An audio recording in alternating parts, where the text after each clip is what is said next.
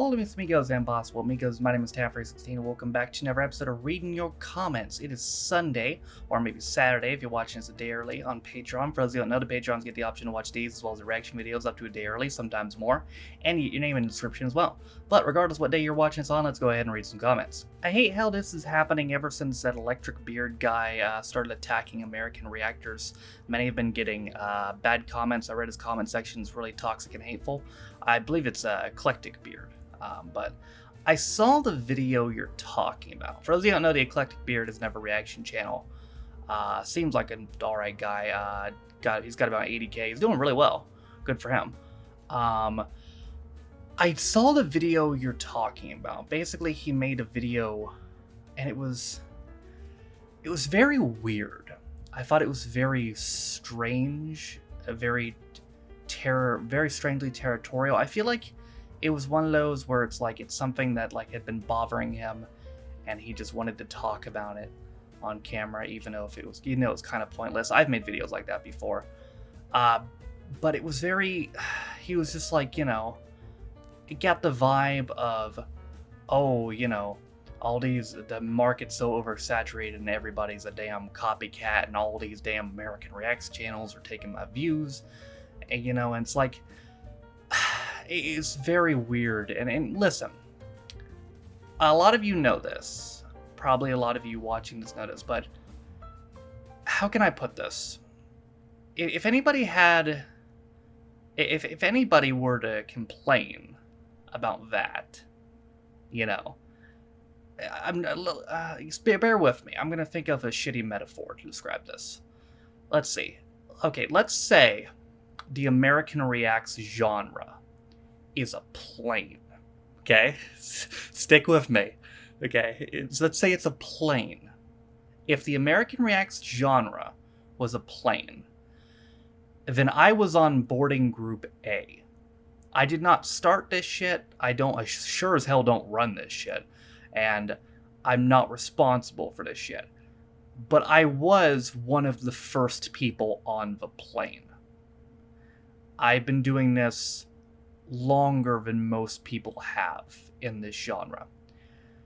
So if anybody had a right to complain about other reactors taking my views, then technically I would, but I don't, because that's stupid.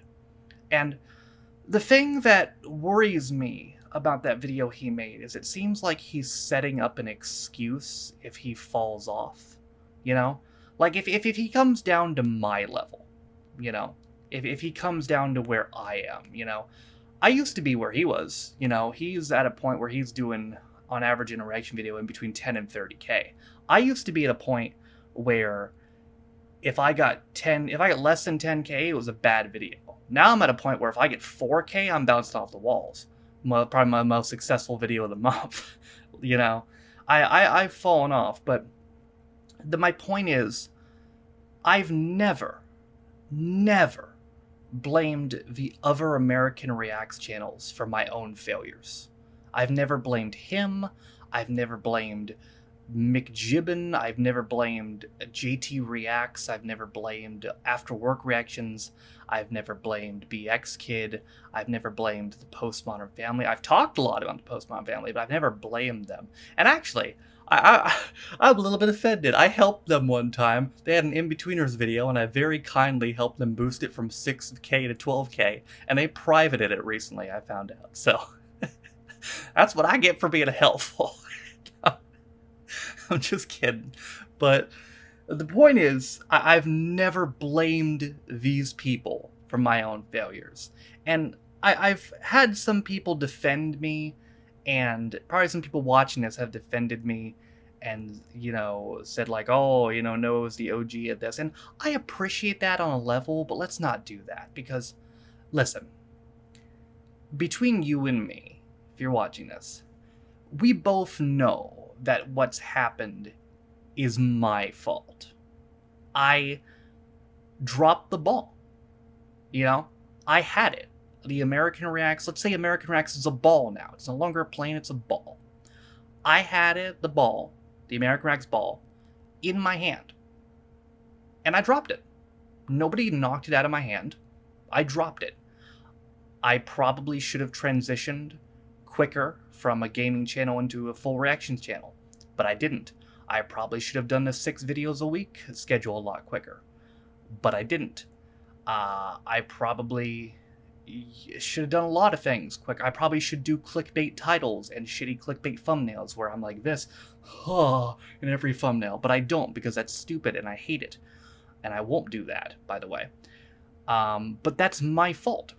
You know, I dropped the ball. The reason I am where I am right now is not because of McJibbin. It's not because of the eclectic beard.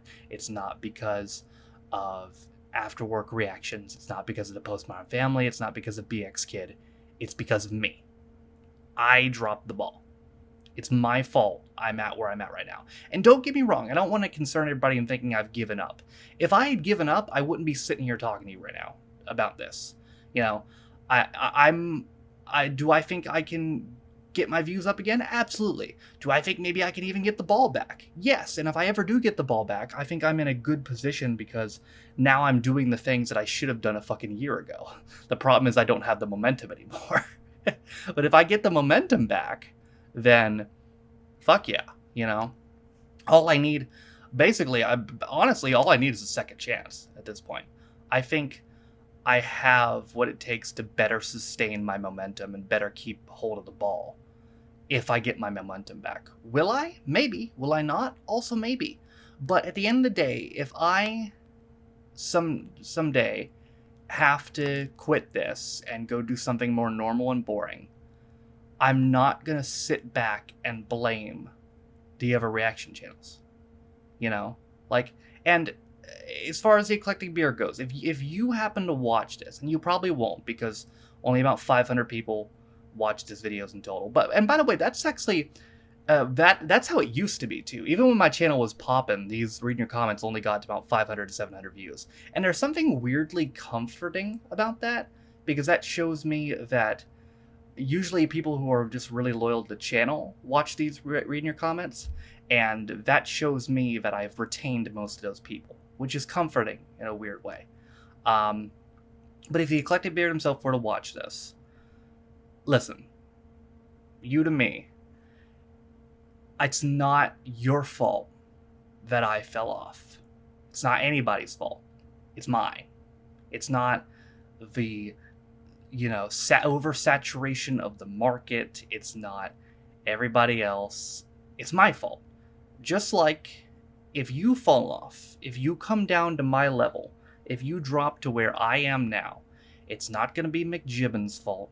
It's not going to be JT React's fault. It's not going to be After Work Reaction's fault.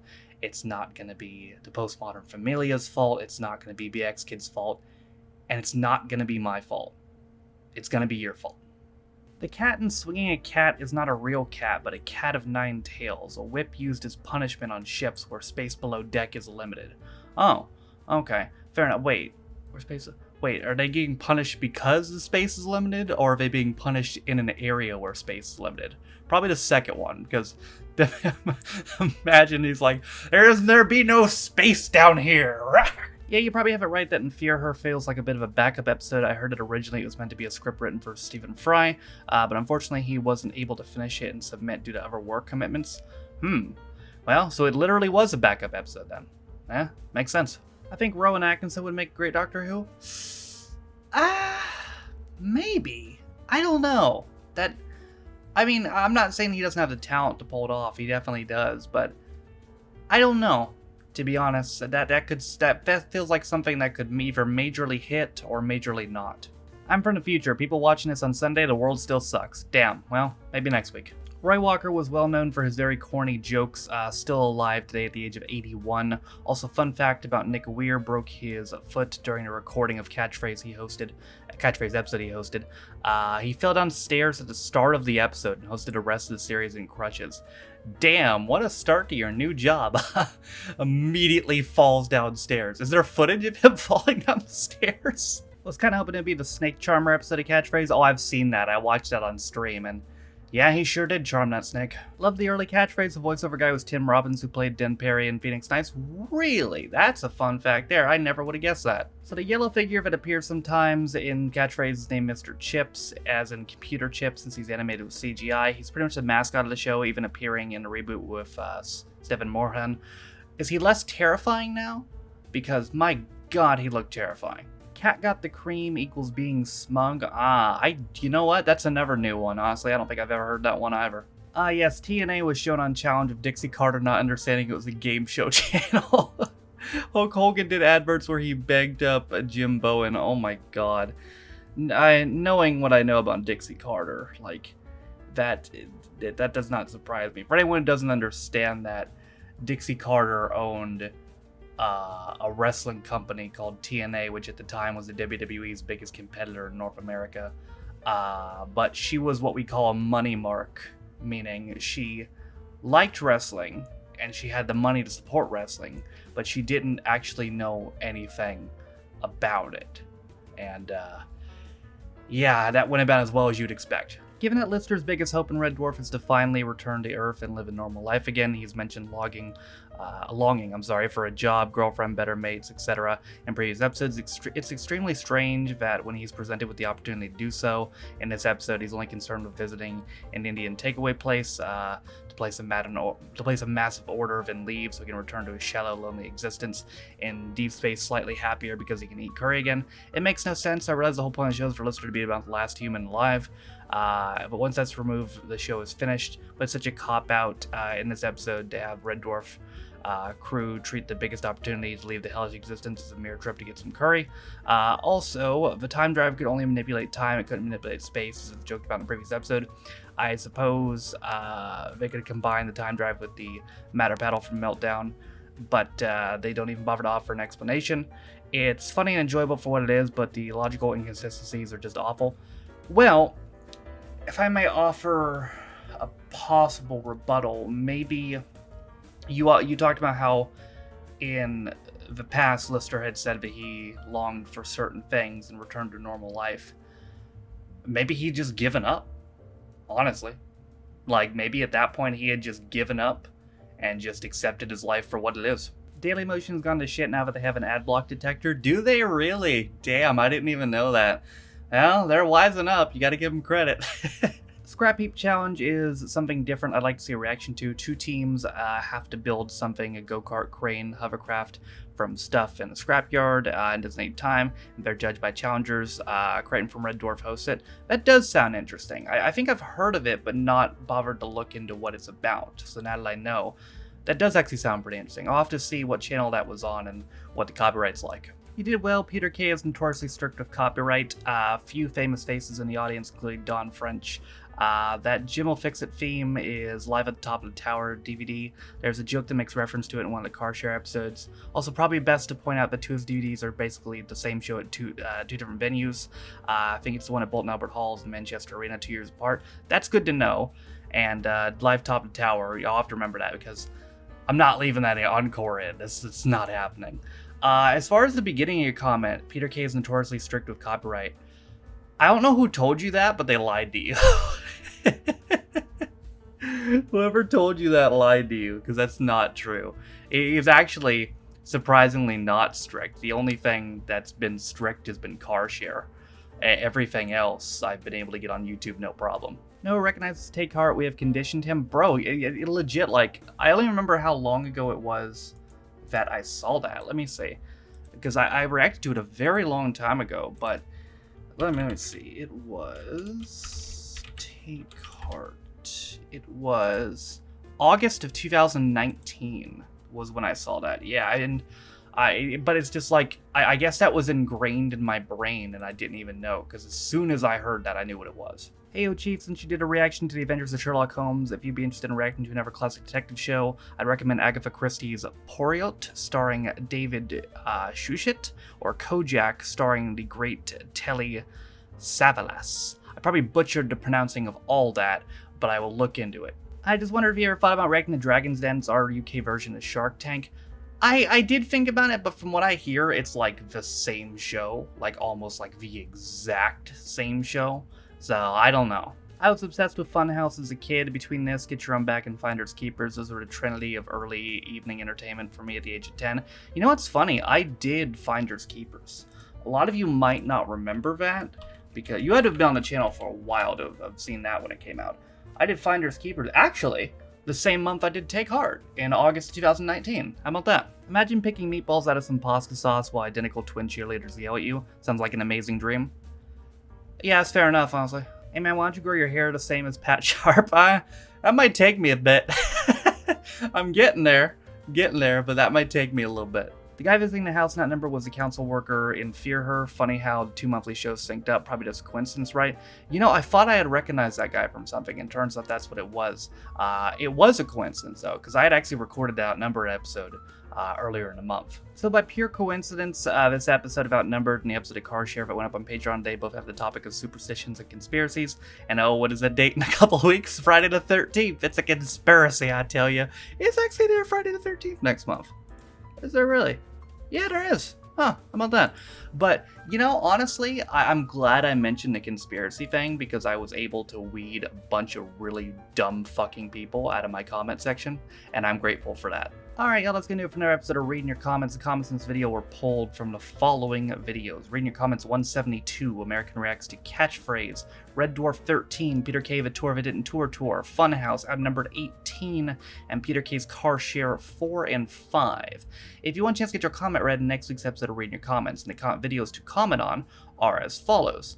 The reaction video that came out yesterday, which was Gladiator 6, this video, the reaction video that comes out tomorrow, which will be Billy Elliot on VO, and then the videos that come out Tuesday, Wednesday, Thursday, Friday. Those videos are the places to comment if you want a chance to get your comment read in next week's episode of Reading Your Comments. But that is going to do it for me today. I hope you guys enjoyed it. Thank you guys for watching. If you liked it, be sure to like it. If you didn't like it, don't. If you want to follow any of my social media links, my Twitch, where I stream every single day, my second channel for instant views, my Twitter if you want to follow me, my Patreon, if you want to support me in my Dailymotion, all things are in the description down below. Thank you to all, as I'm currently recording. Actually, you know, it's the first day in a month, so I don't know how many Patrons I have now. But thank you to all my Patrons who can support me in my channel. For those of you that know, you can be Patreon on me for as low as $1 or £1, and you get access to direction videos as well as reading your comments up to date early, and you get name description as well. Also in the descriptions, link to the community Reddit, as well as the daily schedule, as well as the Twitch VODs channel. For all that being said, though, my name is Taffrey. It's been another episode of Reading Your Comments, episode 173, and I'll see you guys next time. Bye.